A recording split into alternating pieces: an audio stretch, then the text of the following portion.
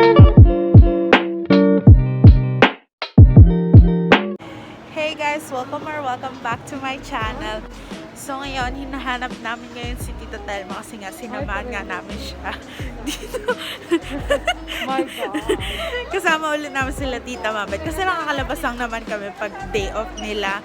Tapos iyon, ngayon nga bibili kami ng Zuka.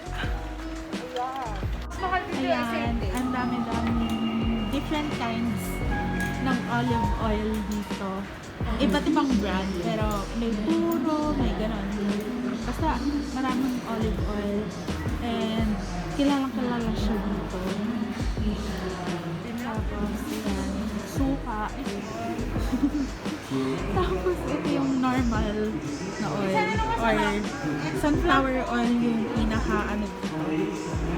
Sa amin, sunflower oil yung ginagamit namin. Yan. Bino blanco na lang? Ang ganda mo. Mansana. Ayun. Mansana ito yung dati ginagamit natin. Mansana yung dati nating ginagamit. Ayan. Tapos, tomate frito, which is, ano ba yung tomate frito? Ano ba? And tomato sauce.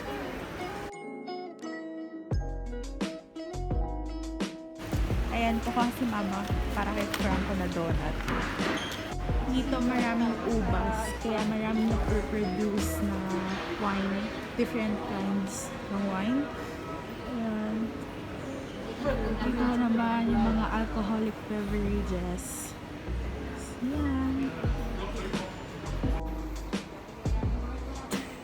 Ano ba yan? Dito, easy lang makabili ng alak. Kasi cents lang eh. Dito, yung mga alak, may different packaging. Sila pwedeng parang juice lang or pouch, ganon. Like yung mga sesto, ganon. Eto, tingnan nyo. Ayan. Ayan, parang pang pouch lang na juice. Tapos, ayan naman yung parang sa lalagyanan lang sila ng what do you call this? Ng milk. Yun, doon lang. Tapos ito yung mga ano, yung mga mahal-mahal na ano, na wine and alcoholic beverages. Tapos ang ganda ng mga ano nila, ng design chuba and Ayan, mga kilala na yan sa Pilipinas. liquor ban na ata kasi may harang na. Inuulit ko lang yung sinasabi ni Tita at ni Mama. Alam nyo ba, nakikita siya, nakikita siya yung sarap ng wine, kung mas malalim yung ilalim niya, yun yung sa ilalim niya. Or kaya naman, hindi pa, di mo sure, charot. Tapos ano, sa ikot niya sa wine glass. Yun lang, sabi-sabi lang. Totoo ba? Totoo yun. Hindi totoo yun, Tita? Totoo yun. Totoo yun. So yun, fun fact. Fun fact! So, sabi ng nanay ko, pag tatakyoha daw, masarap daw talaga yung mga wine. Yung nanay ko po yung nagsabi ha, tatakyoha, kasi kilala talaga silang At saka, pagawaan ng wine dito. Ang usually na red wine, mga 3 lang. Mahal na to. 6 euro, di ba yun? Ang usual na red 3 wine lang, is 1 3 euro, 1 to 3 euro. Yung mga yan, 6, 7, 25, mahal na yan. Kasi kilalang brand sila at saka masarap daw talaga. Champagne. Nandito na Ang kami 105 sa euro is section ng champagne. 6,000, no? Champagne. Oo, ganun na Champan. yun. 6,000 Champan kasi dito eh. Yan. Meron din ditong ekologiko na champagne. Ininom namin nung Moet.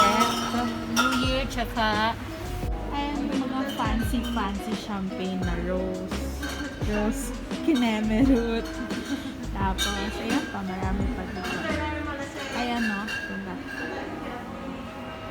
Tapos, palabas na kami dito sa wine section, sa mga alcoholic beverages. Alcoholic.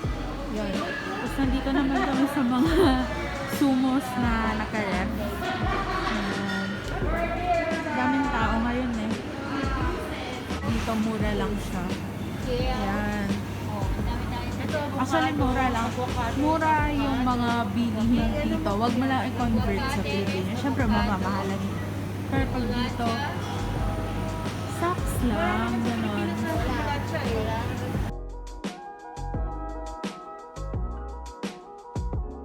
Yudi. Hi, Yudi. Lalagay ko to sa bag.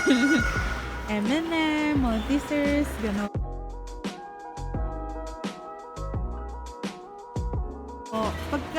Pagka alas 6 pasado na, sarado na lahat ng hindi naman necessity dito. Open na lang yung mga food, yan, supermarket. Pero sinasara din nila yung party na may mga tsinelas, damit, ganun. Kasi may binibenta din sila dito, including appliances ata. Ganon. So, yan lang, mga necessities lang yung bukas. And may liquor ban din, katulad kanina. Ngayon, nagbayad na kami. Halata ba? Kumakain ako ng ice cream kahit malamig na. So, ngayon, nandito na kami sa car park. Hinihintay na lang namin si Tita Delma at si Tito Jason. Kasi, pinagbawalan na kami sa loob kanina na mag-ano-ano pa. Kasi nga, sarado na din lahat ng bilihan. Kaya, bawal lang maglakad-lakad doon. Kaya, lumabas na rin kami. So, iyon. Baka yung labas ng La Cañada.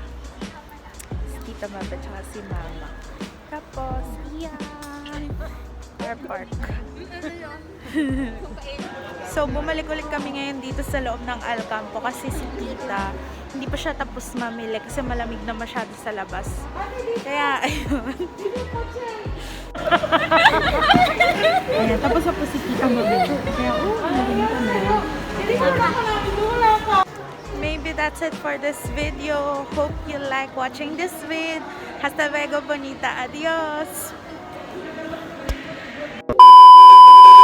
So, nandito kami ngayon sa Burger King. Joke lang pala kanina yung outro ko. Tapos, dito, sarado na siya.